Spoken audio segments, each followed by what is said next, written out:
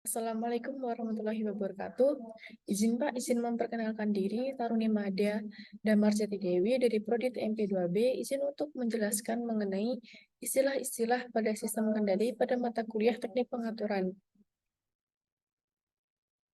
Jadi pada teknik pengaturan ada banyak sekali istilah-istilah dalam sistem kendali, yaitu yang pertama ada masukan.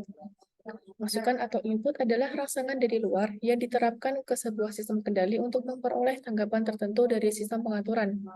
Masukan juga sering disebut respon keluaran yang diharapkan.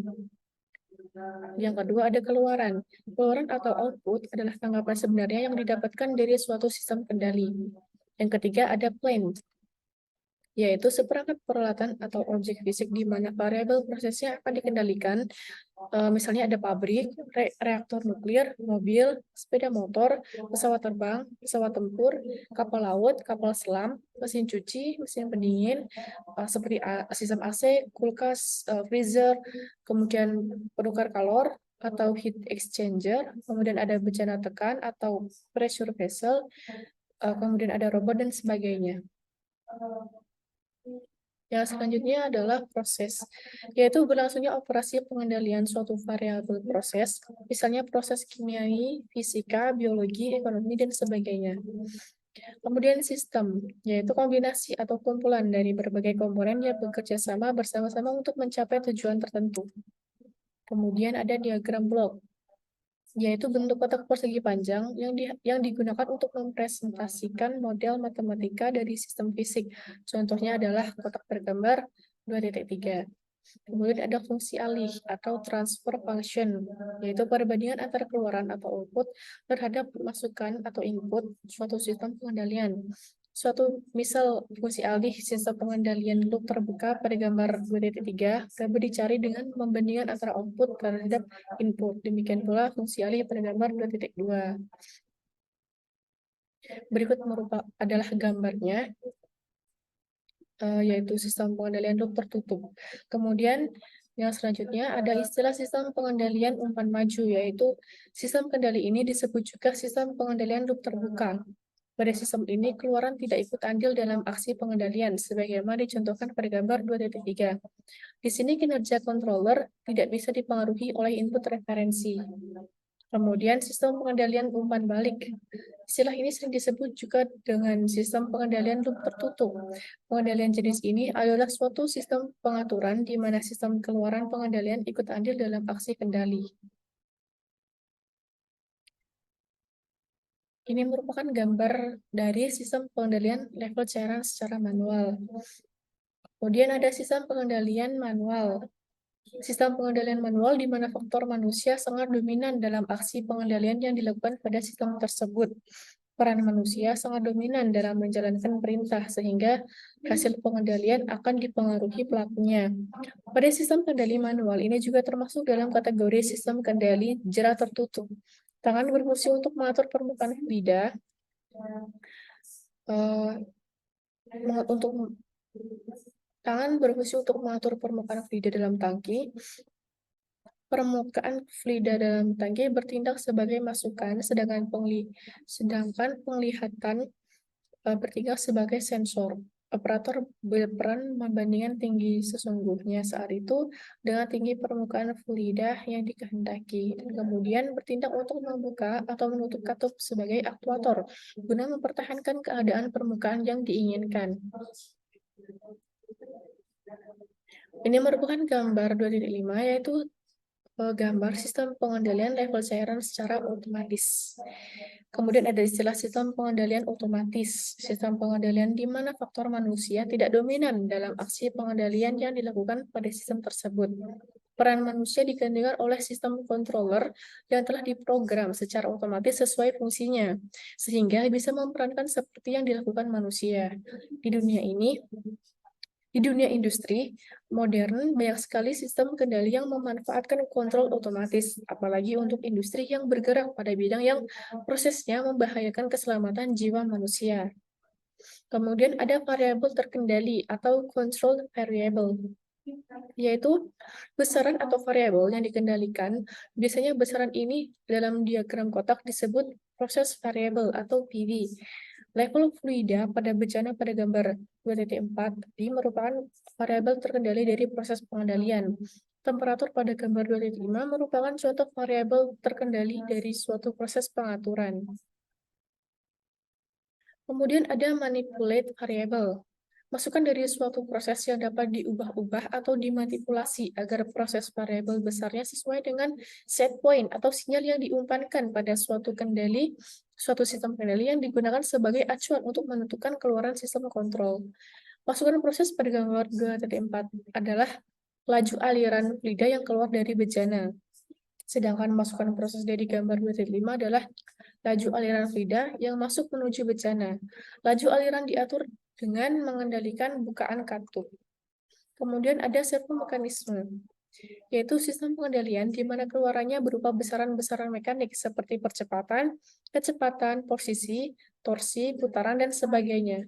Besaran-besaran inilah yang sebaiknya dimengerti dan dipahami bagi engineer, sehingga mengetahui bagaimana sistem kendali akan diaplikasikan. Ini merupakan bagian tentang sistem pengendalian digital. Ada istilah sistem pengendalian digital. Dalam sistem pengendalian otomatis terdapat komponen-komponen utama seperti elemen proses, elemen pengukuran, sensing element, dan transmitter, elemen controller atau control unit, dan final control element atau control value. Kemudian ada yang dinamakan gangguan atau disturbance, yaitu suatu sinyal yang mempunyai kecenderungan untuk memberikan efek yang melawan terhadap keluaran sistem pengendalian atau variabel terkendali. Besaran ini juga lazim disebut load. Kemudian ada sensing element, yaitu bagian paling ujung suatu sistem pengukuran atau measuring system atau sering disebut sensor. Sensor bertugas mendeteksi gerakan atau fenomena lingkungan yang diperlukan sistem controller. Sistem dapat dibuat dari sistem yang paling sederhana seperti sensor on atau off, menggunakan limit switch, sistem analog, sistem bus paralel, sistem bus serial, serta sistem mata kamera. Contoh sensor lainnya yaitu thermocouple untuk pengukur temperatur, accelerometer untuk pengukur getaran, dan pressure gauge untuk pengukur tekanan. Kemudian ada yang dinamakan transmitter, yaitu alat untuk berfungsi untuk membaca sinyal sensing elemen dan mengubahnya supaya dimengerti oleh controller. Kemudian ada aktuator, yaitu piranti elektromekanik yang berfungsi untuk menghasilkan daya gerakan. Perangkat bisa dibuat dari sistem motor listrik, yaitu ada motor DC servo, motor DC stepper, ultrasonic motor, linear motor, vacuum motor, dan solenoid. Kemudian sistem pneumatik dan hidrolik. Untuk meningkatkan tenaga mekanik aktuator atau torsi, gerakan maka bisa dipasang sistem gearbox atau sprocket chain. Kemudian ada transducer, piranti yang berfungsi untuk mengubah satu bentuk energi menjadi energi bentuk lainnya atau unit pengalih sinyal. Suatu contoh mengubah sinyal gerakan mekanis menjadi energi listrik yang terjadi pada peristiwa pengukuran getaran. Terkadang antara transmitter atau transducer dirancukan. Keduanya memang mempunyai fungsi serupa. Transducer lebih bersifat umum, namun transmitter pemakaiannya pada sistem pengukuran.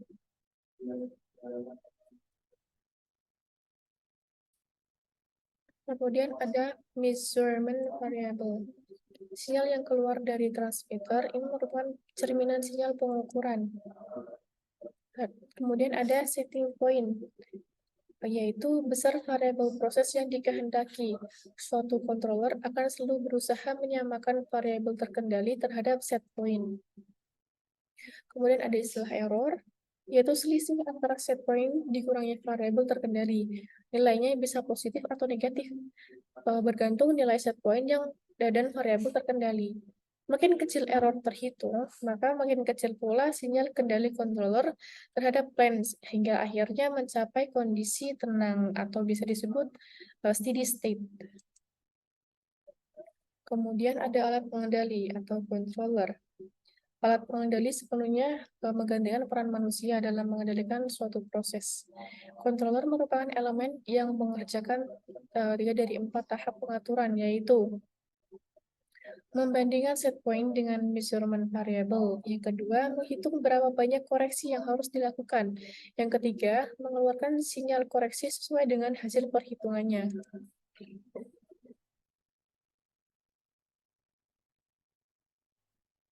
Ini merupakan bagian dari sistem pengendalian kontinu. Kemudian dari istilah yang selanjutnya yaitu control unit. Merupakan bagian unit controller yang menghitung besarnya koreksi yang diperlukan.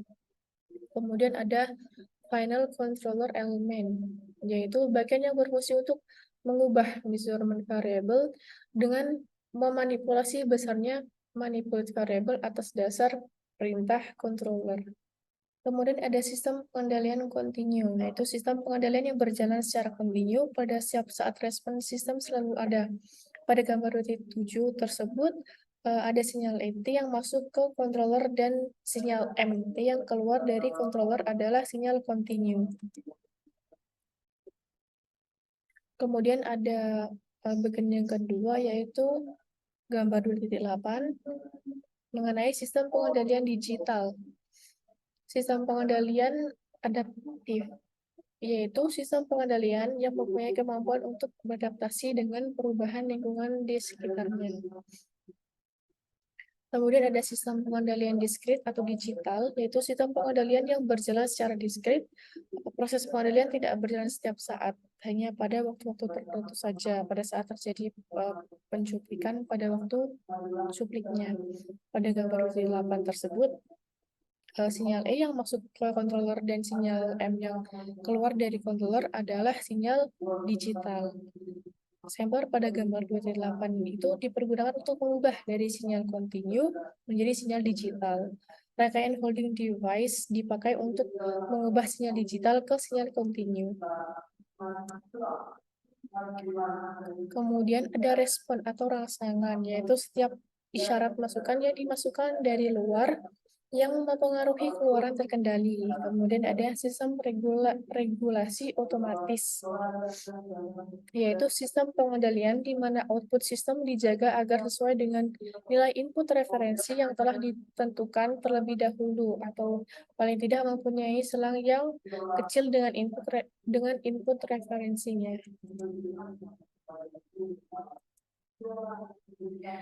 Terima kasih, sekian presentasi dari saya. Mohon maaf apabila ada kesalahan. Wassalamualaikum warahmatullahi wabarakatuh.